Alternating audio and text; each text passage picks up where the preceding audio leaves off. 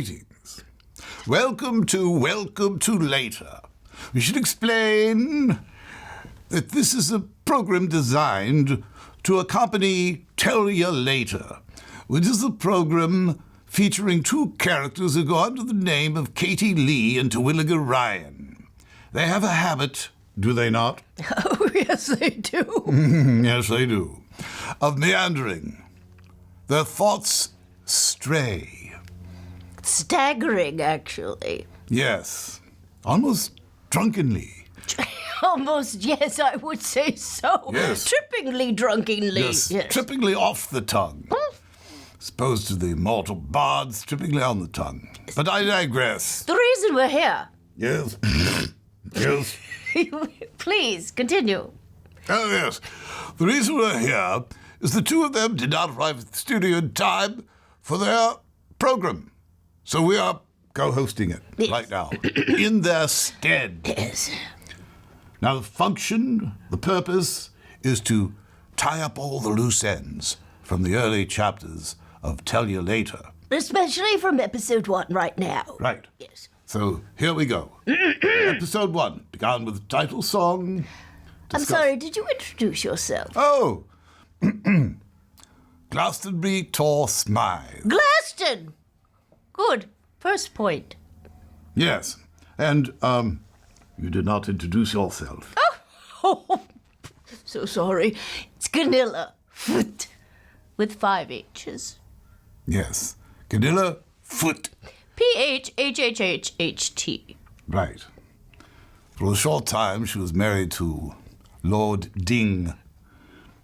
But that's all over, and you've reverted back to your original name, which we appreciate. Yes, please don't go there. I won't. All right. All right. Episode 1 discussed the Armstrong Performing Arts Center, which was named after Louis Armstrong, or Louis, as most people refer to him. In case you're wondering, we also must explain the first time that Will Ryan met Fess Parker. Oh, yes. Did I mention that I'm the official biographer of both of those two characters? Yes. So that's how I've got this information. The two first met outside the Coral Lounge in the little patio that used to be on the lot at Disney's. Now, excuse me, was that lot named the Coral Lounge or was it made of coral?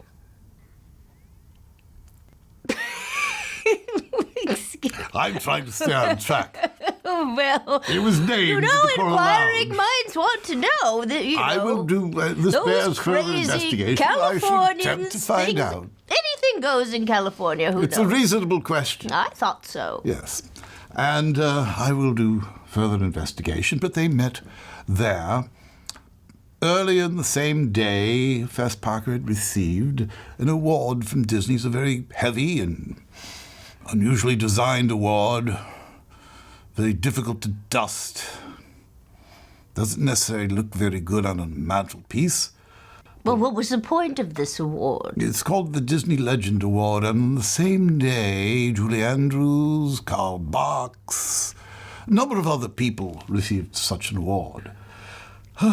But they discussed different things, and...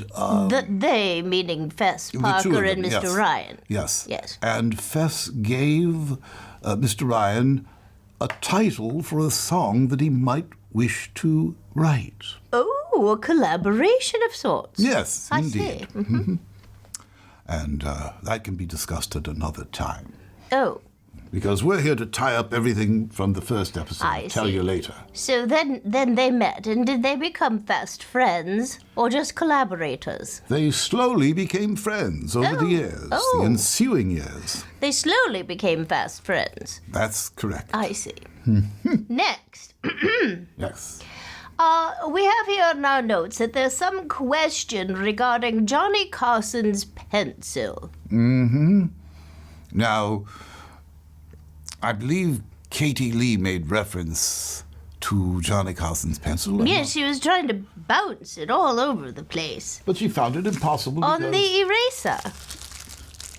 there was an eraser at only one end. You know, this episode is only 20 minutes. Ah, well, I'll very quickly Just want get to this prop. point that out. There's one. There's an eraser. What Katie Leigh needed was another eraser.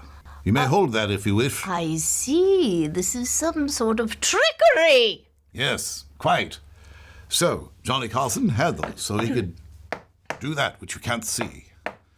Do that which you can't see. And I will give this to Katie Leigh, and she will use it in future episodes. To bounce.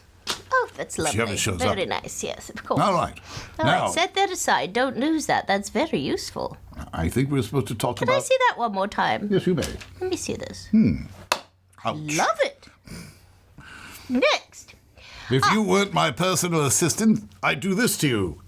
Oh! Well, I'm glad I am. Very well. Pete Townsend. You mentioned a Pete Townsend and a Peter Townsend, or rather, it was mentioned in the episode. I mentioned that we would discuss it, yes. Yeah, and we need to clear that up. Who is Pete Townsend? Pete Townsend was engaged to Princess Margaret. Is that Pete Townsend or Peter Townsend? You know, I keep them straight myself. Oh, well, what good are you then? But I honestly. did see them both at the same time. Oh, so you know they were not the same person. That's correct. Because you saw them both at the same time. Yes, one was over there, one was crossing the street over there. So I repeat, who was Pete Townsend? Pete. Oh, Peter Townsend is the one who was engaged to Princess Margaret. Princess Pete Townsend Margaret. is the principal songwriter of a rock and roll group entitled The Who. The Who. Ah, I see. And so, what does that have to do with El Kabong? Well, who's on first? Oh, it has nothing to do with El Kabong. Yes. But we did need to clear that one up. The relationship between El Kabong and Pete Townsend is that El Kabong, who was secretly Quick Draw McGraw, I believe, he was kind of the Don Diego de la Vega. You understand my meaning? Of Quick Draw McGraw. Yes. Yes. Yes. So he had a dual identity, in other words. yes, and El Kabong would smash his guitar upon the head of Baba Louie. And Baba Louie was also Dawes Butler. Oh. Was his little sidekick, both voiced by Dawson Butler. Correctly pronounced Doss, by the way. DOS. Not to be confused with the computer programming system. Not at all. No. No. So there we've It's wrapped up Gunilla, that. I 5 know. H's. Yes. Now, we've explained that. What's next? Yes, okay. We have something about the Doors? The Doors. The Doors. The musical group The Doors. There's a story behind The Doors. I made a pun. Yes. Well, I suppose the story is that, Terwilliger Ryan did a voice in a cartoon that was produced by Robbie Krieger and his wife. And I think it was called The Cat's Tail. And Robbie Krieger is who? No, that's Pete Townsend. Robbie Krieger is the lead guitarist of The Doors. Oh, there was a cartoon made by somebody in The Doors named Yes. Robbie. Yes. And Terwilliger voiced a character in that. That is correct. Is that the whole story? He replaced another actor who had originally done it, Oh. the voice. Was he also in a rock and roll band? No, but his name was Mel Blanc. Oh. Yes. Whoa. How about that? As they say in England, Mel Blanc, Ah, yes. until they're corrected. Very well. And now we have another story about P.T.